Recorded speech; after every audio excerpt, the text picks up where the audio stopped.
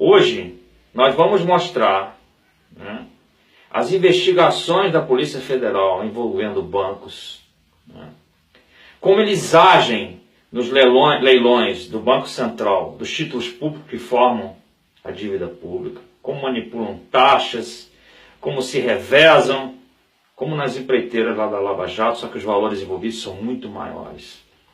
A pergunta que não quer calar, por que a mídia não mostra? Porque ela ganha com isso também. Como eu falei, o mercado financeiro é dono do Brasil, né? E algumas pessoas, às vezes, entram aqui na minha página, nas redes sociais onde eu estou presente, questionam assim: o que você está mostrando agora? Eu já mostro isso há anos. Perguntem à mídia. Né? Então, assim, ó, o cidadão também tem que se interessar. Quantos candidatos vocês estão ouvindo falar nessa questão do cartel financeiro? Sabe por que não falam? Porque a maioria não entende, porque é uma área complexa. Então não dá voto se você falar. Né? Muitos partidos, a maioria se cala. Né? E os candidatos sempre naquele mote de enganar o eleitor com formulazinhas. Mostrei no último vídeo os lucros dos bancos só crescendo. A dívida pública falsa só crescendo, parte dela, né? Falsa. Né? E o país só descendo a ladeira. É óbvio isso. Indústria, comércio, serviço caindo. Mercado financeiro subindo. E a mídia toda dizendo: o mercado. O Copom, que o Jornal Nacional anuncia com pompa. O Copom se reuniu hoje. Presidente do Banco Central, banqueiro. Ministro da Fazenda, que até pouco tempo era o Meirelles, banqueiro. Né? E o ministro do Planejamento, que é um pau-mandado desse grupo do mercado financeiro. O governo não apita nada. Copom são 3 pessoas. Quando eles vão definir a Selic, você ouve na Selic, Selic não serve para nada, além de gerar dinheiro para esse mercado financeiro. Delações que já falaram nominalmente quais bancos têm contratos, contas para lavar dinheiro, né? E para fazer operações fictícias.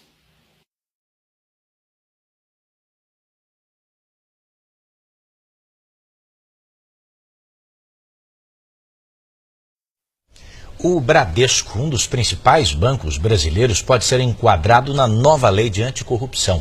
O Ministério Público Federal vai responsabilizar a instituição financeira por crimes que teriam sido cometidos junto ao Conselho Administrativo de Recursos Fiscais, o CARF. Crimes esses que são investigados pela Operação Zelotes.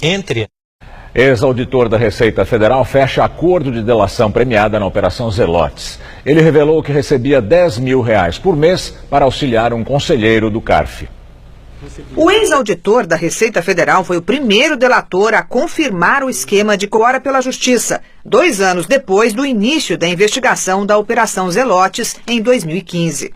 O delator também confirmou que o esquema criminoso garantiu ao Bank Boston, que foi comprado pelo Itaú, o perdão de uma dívida de R$500 milhões. Foi um desconto de quase 90% numa multa. Segundo a investigação, os funcionários públicos, advogados, lobistas empenhados em beneficiar o banco receberam quase R$26 milhões em propina e pagavam ainda outros servidores para obter informações que não eram públicas. Continuando, pessoal. Estadão. Delação do Youssef. O Bradesco hospedou 39 contas dessas empresas de fachada mantidas pelo grupo de Youssef. O Itaú Unibanco 18, Santander 13. Além deles, o Banco do Brasil hospedou 11 contas, Caixa 13 e Citibank outras 15. No caso do Bradesco e do Citibank, além de hospedagem de contas dessas empresas com atuação ilícita, eles também efetuaram contratos de câmbio apontados pelos investigadores como fraudulentos. Então, esse é o retrato do nosso sistema bancário. Bom, no quesito dívida pública, nós vamos ver o seguinte. Como eu expliquei no vídeo número 1, né, A venda dos títulos públicos é que forma a dívida pública. Quem compra esses títulos é o mercado financeiro na maior parte dos títulos, né? Esse papo furado de que pessoa física também investe é a minoria. O grosso da dívida pública está na mão do mercado financeiro. Então acontece assim, ó. O Banco Central, presidido por banqueiro, né? Hoje é o Itaú, no passado era o Meireles, ex-Banco Boston, ex-JBS. O Banco Central vende para os colegas banqueiros, os chamados dealers, né? Vamos ver o que é isso, que na prática só fazem oferta de compra quando as condições são a que eles querem, os dealers. Ou seja, eles só compram os títulos quando são vendidos, entre aspas, no leilão, fazem as ofertas quando dizem assim, agora tá legal, vamos comprar. Enquanto não tiver bom para eles, eles não compram, né? Como o Banco Central atende ao mercado, né, a gente nunca sabe até onde vai a raposa e onde fica o galinheiro. Quem perde, quem paga essa dívida? A população. Como eu falei, né, a dívida é pública, mas os ganhos são privados. Vai tudo para o mercado financeiro, com raríssimas exceções, tá? Quem são esses dealers famosos, né? Tá aqui, ó. Bradesco, Pactual, Santander, Itaú, Banco do Brasil, diversas ETVMs, Banco de Investimentos Nacionais e Estrangeiros, outros bancos que se revezam. No passado recente, como bancos foram comprando outros bancos, os principais 4 bancos, muito bem, é por isso que eu mostrei, né, no primeiro vídeo.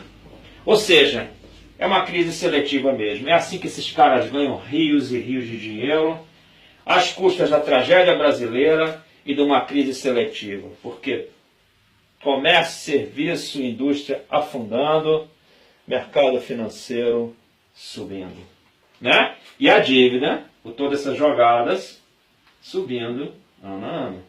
Por que que os bancos sistematicamente, né, não são acusados nesses escândalos todos? Porque todos os banqueiros saem incólumes. Pior, os bancos estão apoiando vários candidatos a presidente da República, o povo ainda achando isso legal, né? E eles ainda passando por salvadores da pátria. E vão votar nesse pessoal. Tiro no pé direto, porque é esse pessoal que sangra a nação. Então está na hora de acordar. Nós não estamos falando aqui de partido político. Nós não estamos falando aqui de Messias A, B, C ou D, esquerda ou direita. Nós estamos falando da nação, do teu futuro, do meu futuro, da minha família e dos meus netos. E da sua família, dos seus filhos e dos seus netos.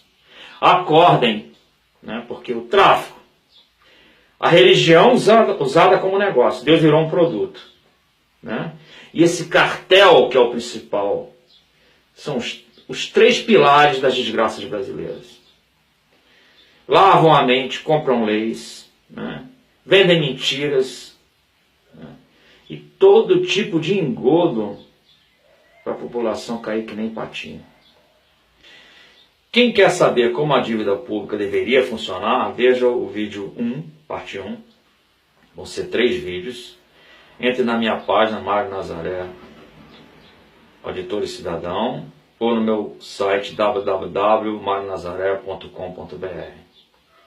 Eu não tenho verba partidária, só estou nas redes sociais. E se interesse por esse assunto, porque esse assunto é seu assunto, é nosso assunto. Os grupos hoje da mídia e da imprensa são grupos empresariais que aplicam em títulos públicos também. Alguns têm até corretoras de valores e ganham nos patrocínios, nas propagandas do governo, dos bancos. Então eles não têm interesse em mostrar a verdade. Não espere que aquele especialista lá que você vê todo dia de manhã, tem uma que é de saia, né? Os outros estão em canal fechado, né? Vai contar a verdade para vocês, né? Aí se vangloriam de que são ex-terroristas, que já tiveram a favor do Brasil, tudo defendendo o mercado e falando que os investidores, o que são os investidores? 50 instituições que saqueiam o Tesouro Nacional. Esses são os investidores no Brasil. Próximo vídeo. eu vou mostrar mais uma faceta, essa sim, chega a ser monstruosa, já está em operação, inclusive aqui no Paraná, o Tribunal de Contas do Estado, a Auditoria Cidadã conseguiu que impedisse que as transações ocorressem, né?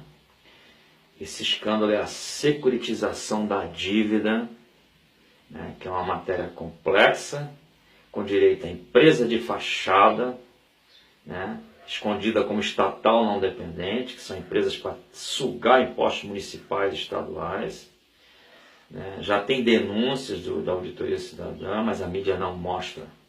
Chegou a hora, pessoal. Renovação, né? E vamos lutar por um país melhor.